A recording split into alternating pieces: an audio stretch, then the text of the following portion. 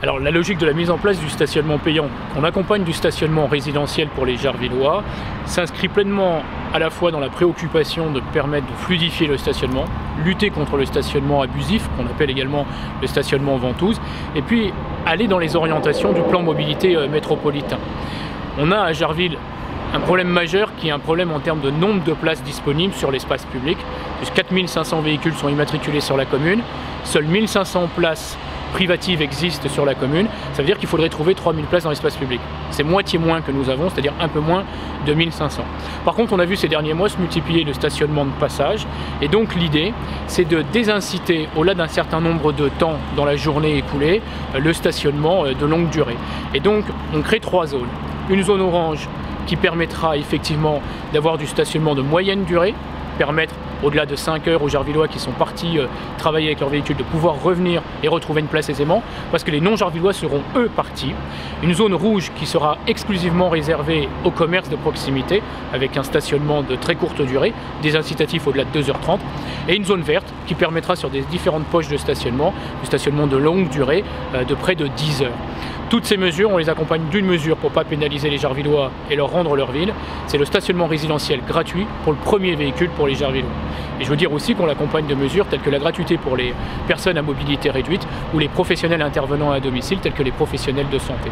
Ça nous paraît important aujourd'hui pour apaiser aussi l'espace public et engager une transition par rapport à la place de la voiture sans pénaliser les Gervillois aujourd'hui. Oui, on l'a vu, la gratuité du transport en commun le week-end, puis les manifestations répétées le samedi à Nancy font que beaucoup de gens ont aujourd'hui des difficultés à se garer à Nancy et préfèrent se garer dans les communes limitrophes comme à Gerville et finir leur trajet en transport en commun. Et quelques euros qu'ils économisent, ils les dépensent dans le commerce local à Nancy, et ma foi tant mieux. Sauf que nous aujourd'hui on vit cette incidence de manière négative et les Gervillois rencontrent de plus en plus des difficultés pour se garer.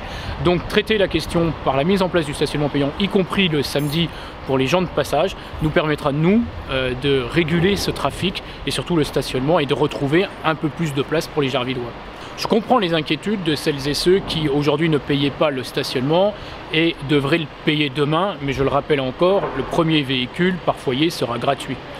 Les personnes qui ont une place de stationnement privative seront invitées à utiliser les leurs. Alors bien sûr, ceux qui multiplient le nombre de voitures par foyer pourront s'interroger sur le coût que ça représente pour eux.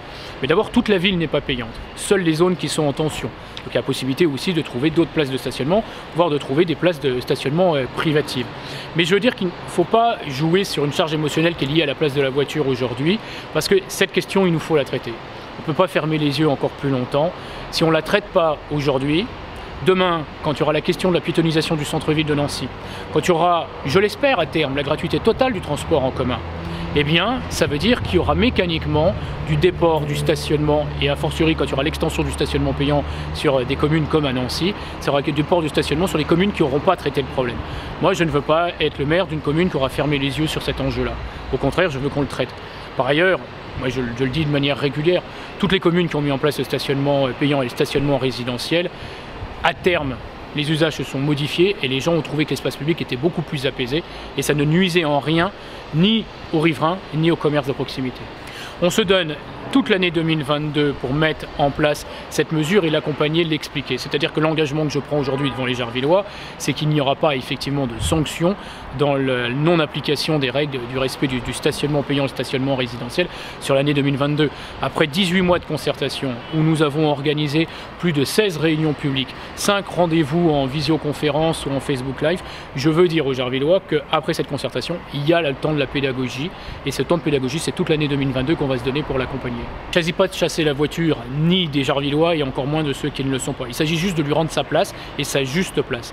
Toute la ville ne peut pas se construire autour de la voiture. D'ailleurs, Gerville n'est pas une ville qui s'est construite autour de la voiture puisque la plupart des maisons sont dépourvues de garages ou de places de stationnement privatives. Les rues parfois sont étroites, etc. Et qu'il y a un enjeu quand on veut travailler une ville durable, une ville agréable à vivre, à remettre la voiture à sa juste place. Alors concrètement, il y a plusieurs étapes qui vont s'enclencher. Depuis le vote de la délibération au conseil municipal, on va lancer le marché public effectivement pour faire l'acquisition de rotateurs, mais aussi avoir des modalités d'application par smartphone ou par internet pour faciliter aussi l'achat du ticket pour celles et ceux qui devront s'acquitter d'un ticket de stationnement. Nous avons souhaité qu'à l'issue de la phase de concertation s'engage cette phase de pédagogie. Donc les élus et moi-même, accompagnés des agents de la police municipale, on va aller dans toutes les rues concernées par le stationnement payant et le stationnement résidentiel, faire du porte-à-porte pour rencontrer chacun des habitants, leur expliquer la mesure, leur remettre le formulaire du stationnement résidentiel gratuit pour qu'ils puissent le renseigner dès maintenant. Et puis après, il y aura le travail qui sera fait par les agents de la police municipale sur plus de 6 mois aussi de sensibilisation pour éviter d'en arriver à constater malheureusement le défaut de paiement qui se traduirait du coup par le FPS, qu'on appelle le forfait post-stationnement, qu'on souhaite dissuasif. Donc il est à un niveau élevé, 35 €, mais c'est pour avoir tout de suite une efficacité de la mesure.